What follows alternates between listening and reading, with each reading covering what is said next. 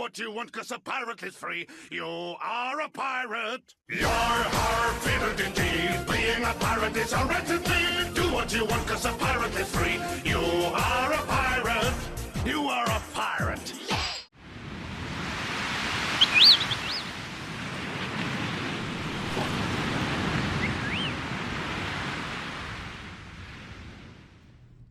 Hi everyone, it's Miranda here. I am one of Kori's crewmates, and we decided, Pixi and I, that it might be nice to do an art project in Kori's memory. So we got together and I decided to do an art project with you that is really good for your mental health and something that you can do to create a piece of art to remind you of Kori, and also to share with Pixi to show how loved he still is around the world. So in order to make this art project, you need very simple things. You need a pencil, you need a Sharpie, a piece of paper, some markers to color with, and a pen, as well as a small picture, something little like this, that reminds you of Kori. And here we go. Let's get making art.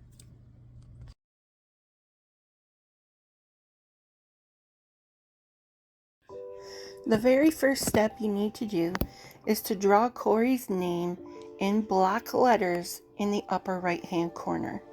Don't worry about the letters being wonky or them not being perfect, because there are no mistakes in this kind of art. You're going to make the block letters, and at the end you're going to color them in with your Sharpie marker.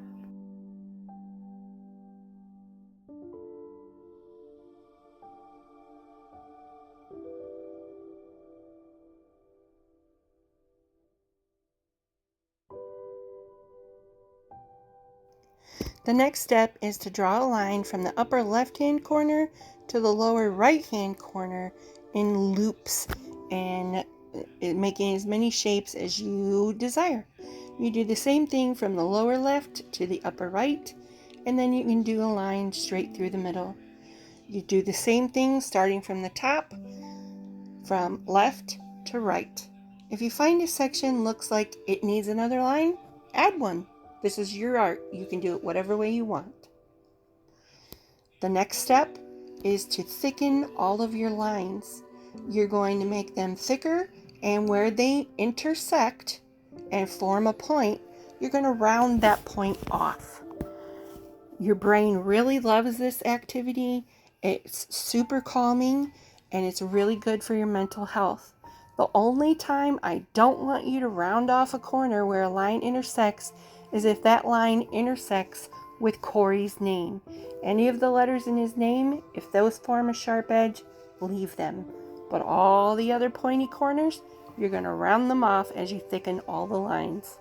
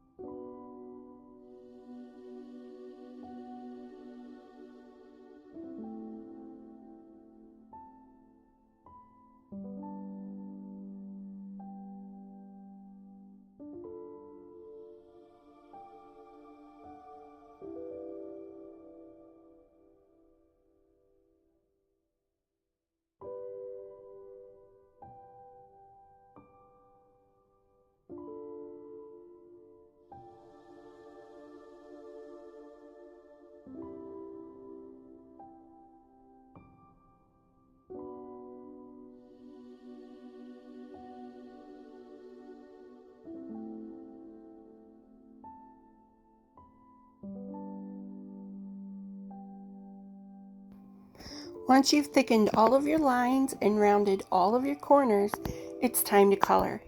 Pick your darkest color, which is usually going to be a red, and you're going to color in all the really teeny tiny forms that you made as you drew across the page.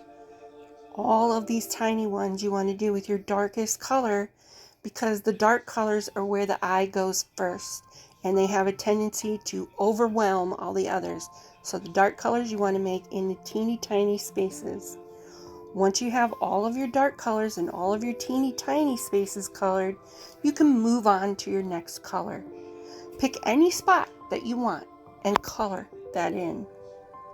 And you're going to do this color for the first time 3 times on the page, forming a visual triangle with the color. Here I start with orange. I start on the right side, so my second one is going to be somewhere on the left side of the page. And then I'm going to pick a third color and I'm going to form a visual triangle with this block. As you see, I'm doing it with orange, and this is my third space with orange. You're forming a visual triangle to keep whoever's viewing your art, keeping their eye moving across the page so they can see everything that you've added. So for the first time that all of your colors go down, I want you to form that visual triangle. Do that for the first time with all of your colors, and then we'll talk again.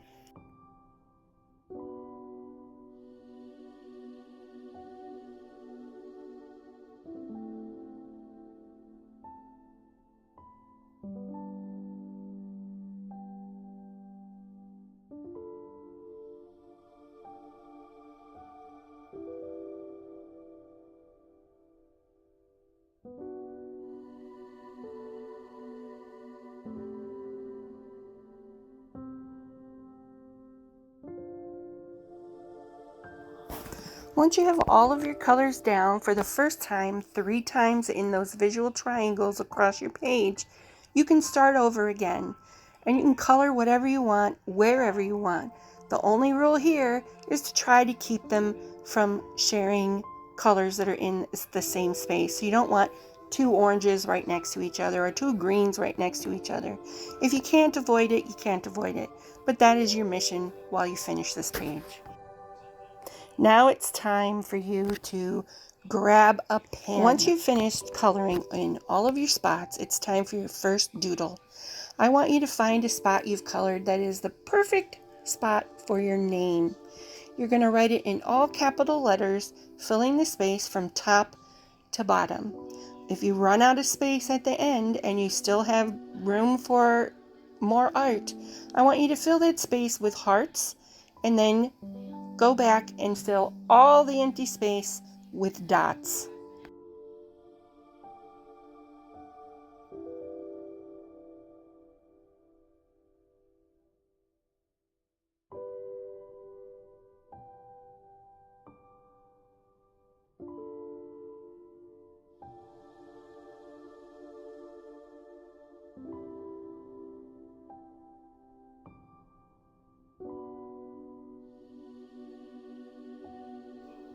After you're done doodling your name, I want you to go and find all the spots that are too small to really fit a doodle, and all I want you to do is repeat the shape that it is over and over again until you fill that spot. After you've done your tiny spots, I want you to go in and pick a spot where you can draw in circles. You're going to draw in a bunch of different size circles, tiny ones, big ones, whatever your heart desires, and fill the spot with those circles. When you're done, go in where you have all the big circles and put a little dot off to one side in the middle. And do this in 3 different spots, creating your visual triangle with your doodles also.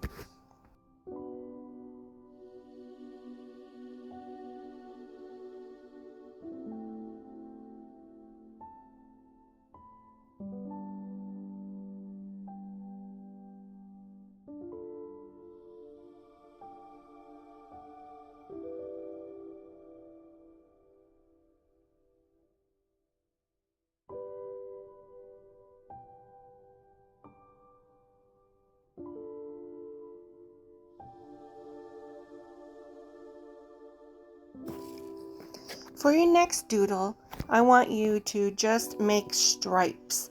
I want you to make a stripe from top to bottom, then turn the page and make stripes from top to bottom again. You can choose to follow the curve of your lines or just do them straight. It's up to you.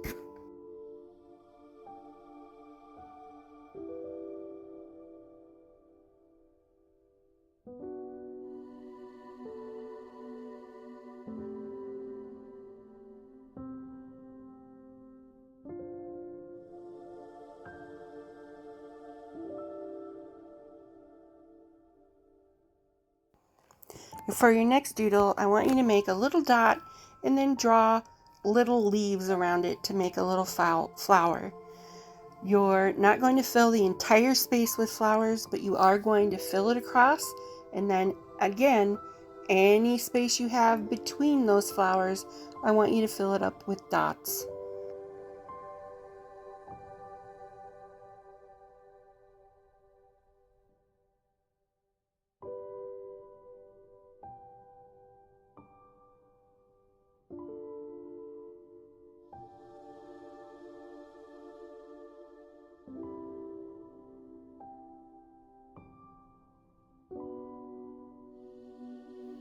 For your next doodle, you're going to fill the space with little loop-de-loops from top to bottom. And if you get broken up from a letter, like you see here with Kori, just start over in the next section. It won't matter. After you're finished making your loop-de-loops all the way from the top to the bottom, you're going to go in the inside of your loops and you're going to draw stripes. Include the little bottom triangle that your loop-de-loop makes. And just continue doing that all the way to the end.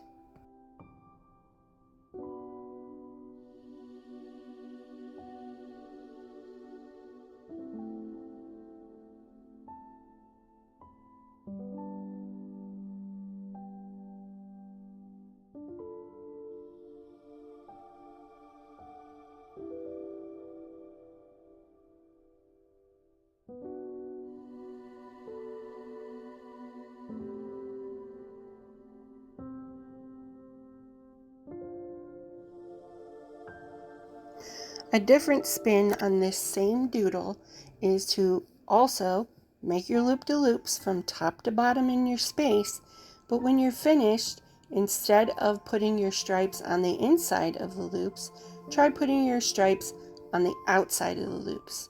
It gives this a different visual interest to this same doodle.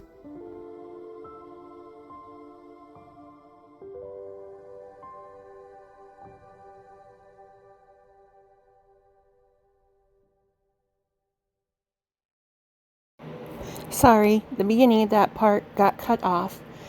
For this doodle, all you need to do is make a dot grid across the area, and starting from the top, you just create an S that connects each of the dots in this direction. And once you're finished with this direction, you turn your page and make the S's in the opposite direction.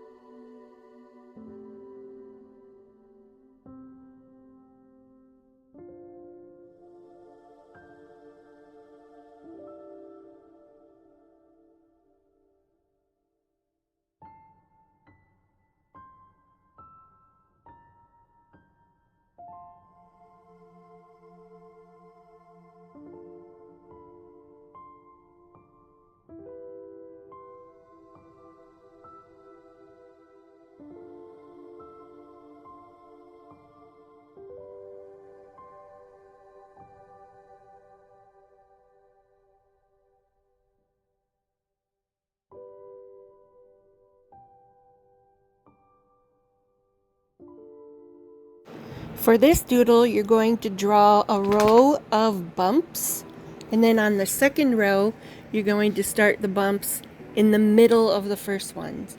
When you're finished with it, it actually turns out looking a little bit like fish scales.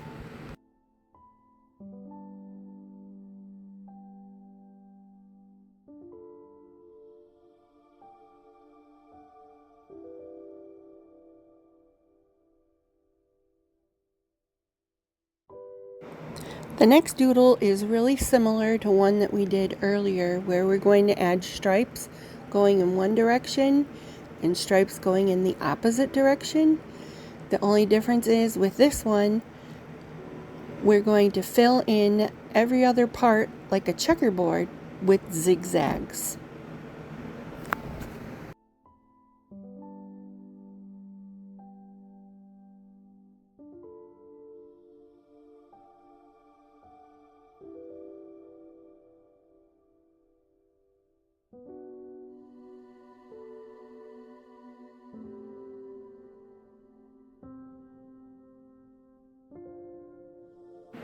Our next doodle is one of Kori's favorite. We're going to use all capital letters from top to bottom and write in the word balls.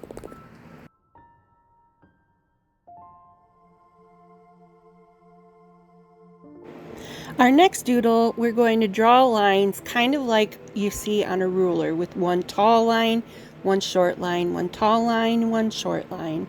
When you fill up that space like that, at the end, you're going to draw a big fat dot on the end of each one of those lines. And then around those dots, you're going to make a little circle of dots. This doodle comes out looking a lot like little dandelion wishes.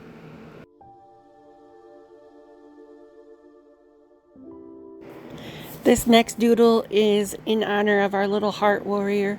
We're going to fill this area up with a little grid of hearts. And then we're going to doodle inside of the hearts with some stripes and fill up the rest of the space with little polka dots.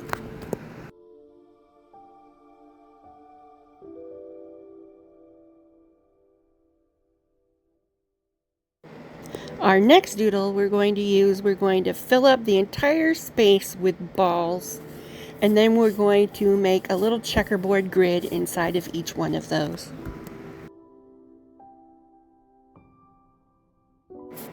Our next doodle is really similar. We're going to fill the area up with balls, and then we're going to make a second ring around those balls, fill them with stripes, and then we're going to fill the rest of the empty space with tiny little balls. With that, we are done doodling. Now you just need to take a white paint pen or a white gel pen, and you're going to trace the letters for Kori's name just on the inside to make it stand out a little bit more from the rest of the page.